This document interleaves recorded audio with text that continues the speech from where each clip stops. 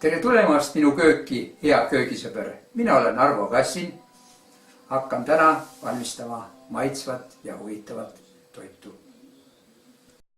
Täna teen ma kruubi porgandi putru soola pekiga. Selleks ma selle soola peki koos kamaraga siin teen väikeseks kuubikuteks, panen pannile ja kuumutan siit rasva välja, siis ma panen sinna sisse peale hakitud sibula ja ribadeks lõigatud porgandi. Hautan nad pehmeks, panen vett peale, maitsestan soola pipraga ja siis ma panen peale leotatud kruubid. Kruupe on mul 1 klaasitäis, pestud ja leotatud 3 tundi. Ja siis ma hautan kaane all väiksel tulel, seni kui vesi on kõik aurustunud ja ongi meil pudru lõunaks valmis. Kõigepealt ma siis tükeldan nagu sibula, hakin ära.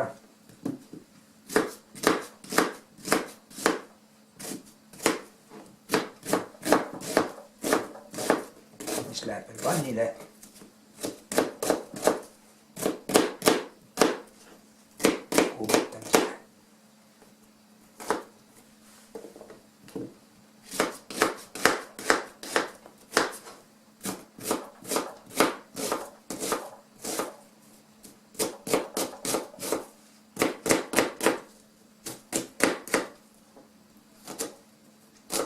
Viimase selle kõva juurikat me ei pane sisse. See läheb meil siin kaussi.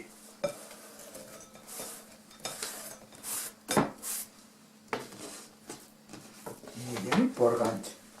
Porgandi võib lõigata mingisuguste kuubikuteks ja siis selle kuubiku võib teha niimoodi ribadeks.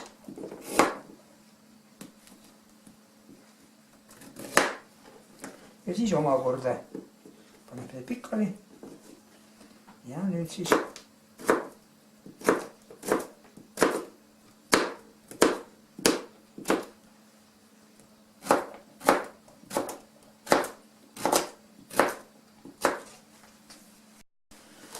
ja viimane porganditükk on jäänud.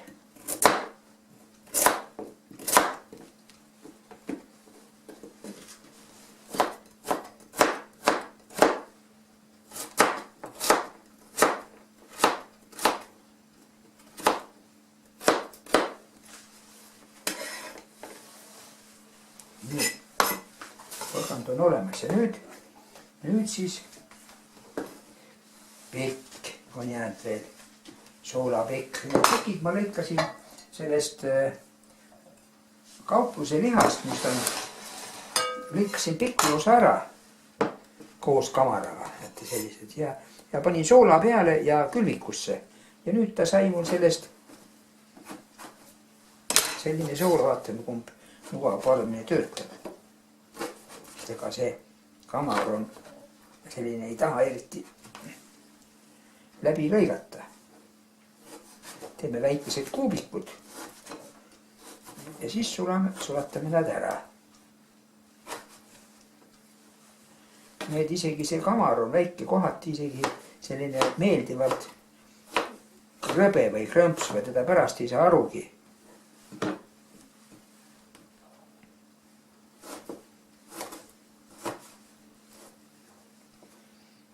Ja teatavasti lihakombinaadis ka kõik kasutatakse ära, et jääb järgi ainult seakisa kuskilegi. Et kõik läheb, midagi läheb kaduma peale seakisa. Nii ka siin. Koduköögis ka. Kes üldse ei söö sealiha.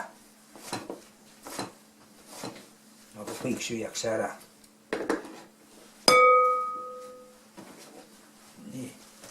Ja nüüd, kui need on tehtud, lähen sulatama. Panin pannitulele, natukene panin õli, et ei oleks kuiv vann. Ja nüüd lähevad need hakitud pekitükid, soolapekitükid ja kõik sulama. soola ma ei pea panema, sest nad on vähese soolaga küll.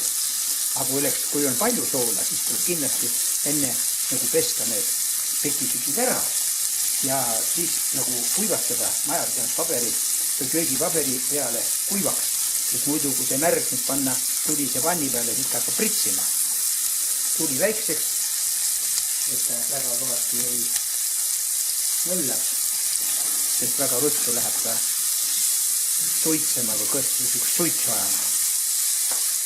Ja siis ma panen peale. Nii, nüüd läheb sibul peale.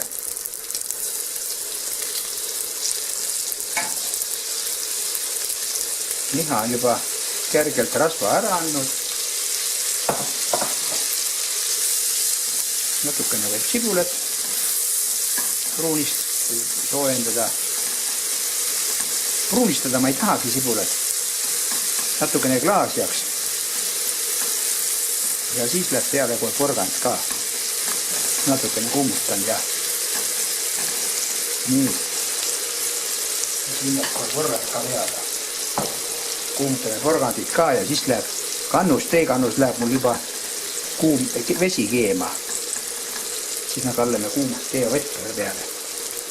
Aga siis vahepeal paneme natukene soola, pipart ka võib-olla. Mul on siin veel sellist huvitavat koostist nagu üks maitseainete segu. Ja siin on kõiksugu huvitavad asju on koos, paprika on sees, sinepiseeme, sibul, köömen, must, pipar ja need on nagu annavad kompleksse huvitava maitse. Ja seda võin ma panna isegi siis, kui porgand on olemas juba peal. Nii, näete siin juba, ma võin natukene nüüd suuremaks tulid teha, aga enne võtsin tule maha. Nii. Ja porgand ka peale.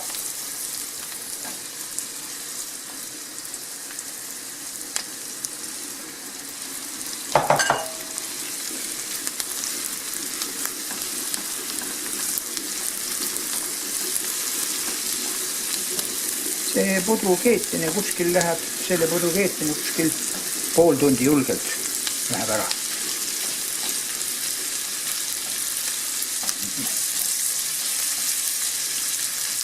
Ja nüüd me võime siia, kui täna läheb mul juba olemas kuumenenud, siis me paneme talle, võime panna seda segu komplekti. Ma panen siukse koguse. Siin soola ei ole selles komplektis, soola ma esialgu veel ei julge panna, kuna mul on soolapekk. Eks natuke tuleb ikka vist lisada.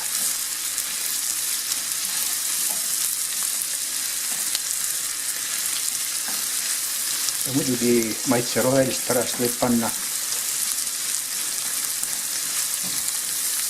salatit kõrvale, kes millega tahab süüa.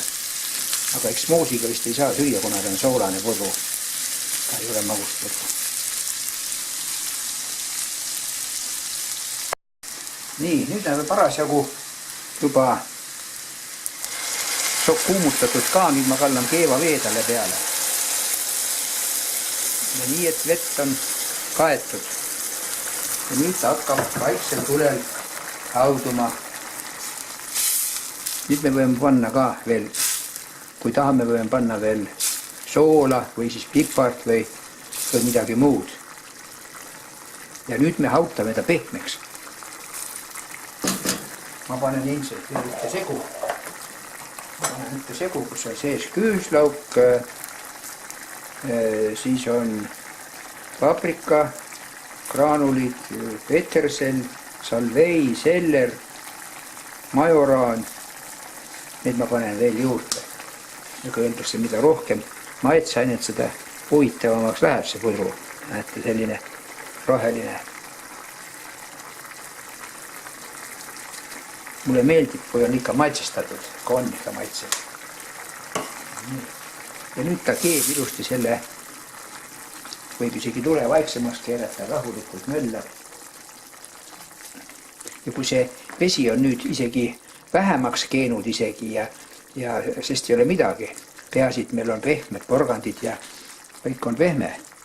Ja siis me kallame peale kruubid ja kallame vett jälle nii palju, et ta oleks kaetud selle veega ja siis paneme kaane peale ja laseme hästi vaiksel tulel haududa. Ja kui pudu selle kruupide pealt vesi on kõik läinud, sisse tõmmanud, siis ta ongi pudu valmis. On jälle omakorda 20 minutit. Nii, nüüd on need küllaltki juba 10 minutit on ta siin keenud. Ja ma arvan, et nüüd ma panen peale, segan ta veel ära viimast korda ja nüüd ma panen talle peale kruubid. Ühtlaselt sikutan pestud ja nõrutatud kruubid. Nüüd ma enam ei sega teda, sest kruup hakkab muidu põhja kõrbema.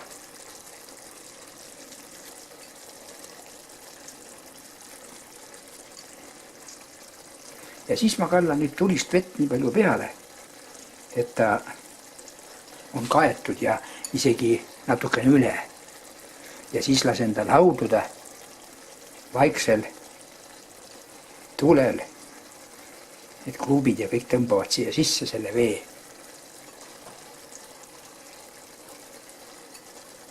No oma 15 minutit julgelt.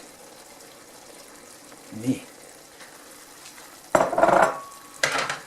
Praegust saad veel natukene nagu paidale teha, aga pärast enam ei tee midagi. Nii, ja nüüd ma kallan talle siis vee peale, aga vee ma kallan peale keeva vee ja muidugi näed selle asjaga.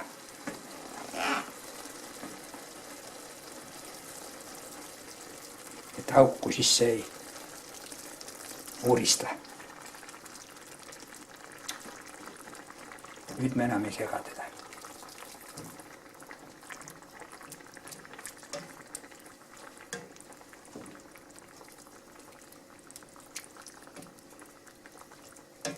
See on umbes nii nagu selle,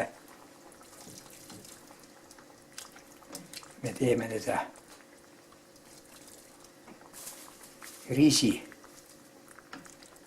No siin on ta praegust veel ei ole veel täitsa sentimeeter.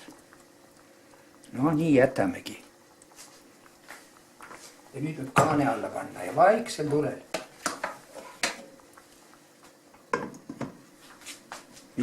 Nüüd ta on üks 50 minutit juba haudunud ja vedelik on läinud ja see pudru, näete, sõmerpudru natuke põhjas on, aga ta on ju praktiliselt otsas. Nüüd pudru on tegelikult valmis. Selle võib nüüd segamine segada ilusti ja siis võib juba serveerida sapu koorega või patse rohelist või silmaks võidu, kes tahab veel panna. Aga no üldse pudru on valmis ja tisu. Kruubi porgandi puder on valmis söömiseks ja tisu.